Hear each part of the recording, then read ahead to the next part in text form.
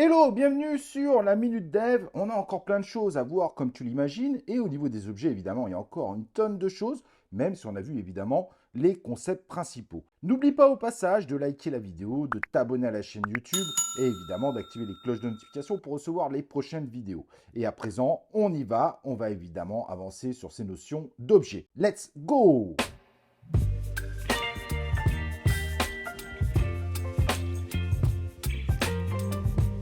Il y a aussi une nomenclature qui peut être assez intéressante. Par exemple, vous pouvez dire quel type de variable vous attendez en entrée de paramètres. Donc, si vous regardez évidemment la fonction def init, bah non, on met deux points str. Donc, la fonction attend un string. Mais si vous mettez par exemple tiret supérieur qui donne l'impression de faire une flèche str, eh ben vous pouvez dire tout simplement que la fonction doit retourner un string. Si vous connaissez un petit peu les concepts de variables, si vous voulez que ça soit un nombre décimal, vous mettez float. Si vous voulez que ça soit un entier, vous mettez int.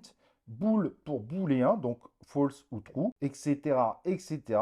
Pour les types plus avancés, c'est une notion qu'on verra plus tard. Mais en revanche, quand on le fait comme ça, en Python, il est permissif et donc c'est juste à titre indicatif.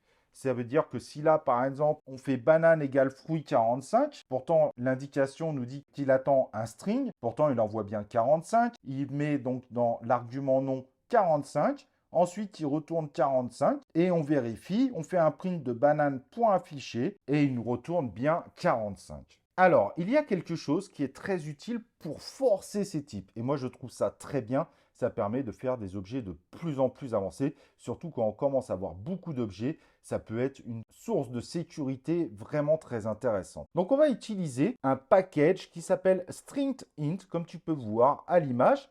Donc, c'est tout simple. Tu vas dans les paramètres de PyCharm. Ensuite, tu vas dans Project et le nom de ton projet. Et ensuite, en dessous, tu vas dans Python Interpreter. Et là, tu cliques sur plus pour rajouter un package. Et tu vas aller chercher le package qui s'appelle strict-int. Et évidemment, tu vas valider tout ça pour qu'il puisse être pris en compte. Et à présent, on a la possibilité, grâce à ce package, en revanche, comme tu le vois en haut, on doit l'importer. Donc, from string.int import strict, très important, sinon ton package ne fonctionnera pas et tu auras une erreur. On peut mettre une nouvelle annotation qui s'appelle strict juste au-dessus de la fonction qui cette fois imposera au codeur de respecter le type qu'on attend en entrée de fonction mais également le type qui est attendu en sortie. Donc là on a remis évidemment des strings mais tu as bien compris que si tu n'envoies pas un string cette fois tu auras une grosse erreur. Donc ça rend cette définition plus comme un renseignement pour le développeur mais comme un attendu imposé au développeur et si évidemment il ne passe pas ce qui est attendu comme type, bingo! On a la grosse erreur et ça c'est très important en termes de sécurité. Ça renforce considérablement la sécurité de notre code. Ceci peut éviter de nombreuses erreurs dans le futur, surtout quand on se retrouve avec des programmes qui font des milliers de lignes de code. Et donc pour continuer évidemment sur notre typage, il n'y a pas que des strings et on peut également placer des entiers. Donc l'entier est évidemment représenté par le mot int, int pour integer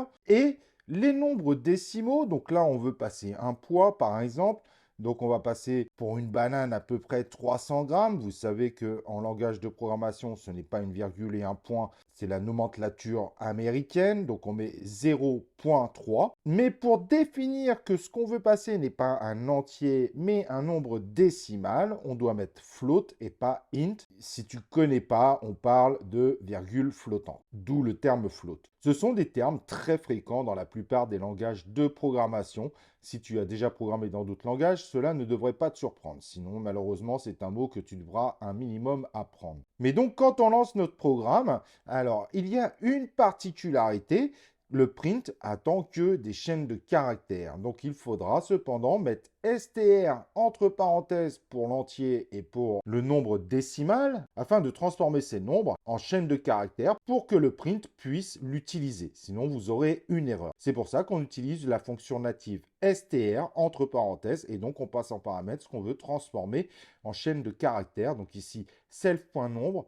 et après self.poids. Mais comme vous voyez, cela permet d'imposer en réalité ce qu'on veut passer dans nos objets, voire dans les méthodes de nos objets, ce qui rend le programme beaucoup plus strict et ce qui évite de nombreuses erreurs dans le futur, en n'oubliant pas que cela ne fonctionne que si on met bien le strict et qu'on a bien importé évidemment notre librairie strict-int. Cependant, à un certain moment, on peut avoir besoin de passer un objet. Et qu'est-ce que ce type? Alors, vous avez tout simplement la possibilité, là par exemple sur le nouveau programme que vous voyez derrière moi, on fait une classe sucre, ça n'a pas beaucoup d'importance, on met un nom sucre. Et pour pouvoir dire à notre fonction qu'elle attend un objet de type sucre, eh ben, on va lui mettre directement le nom de l'objet, donc sucre. Et donc, quand on fait l'appel, on fait banane égale fruit. On passe le premier paramètre classique qu'on a l'habitude de voir depuis le début de ce tutoriel banane. Et ensuite, en deuxième, on lui passe une instantiation, donc sucre, entre parenthèses, pour instancier un objet sucre. On pourrait très bien, évidemment, envoyer une variable à laquelle on avait affecté sucre dans le passé. Et à ce moment-là, donc, sur l'init, on impose tout simplement que ce qu'on veut passer en paramètre pour option soit tout simplement un objet de type sucre. Et du coup, ça nous permettra potentiellement d'incrémenter des objets à l'intérieur d'un autre objet. Et donc, ça peut nous permettre d'aller beaucoup plus loin, évidemment, dans notre façon de coder en orienté objet. Et je peux vous assurer que ce type de pratique, eh ben, c'est quand même très utile. Merci d'avoir suivi cette vidéo et j'espère évidemment que ça t'aidera beaucoup dans ton avancée dans le Python. Mais de toute façon, l'aventure est loin d'être terminée, on a encore beaucoup de choses à voir. N'oublie pas évidemment avant de partir de liker cette vidéo, de t'inscrire à la chaîne YouTube. Allez, on se retrouve plus tard sur la Minute Dev.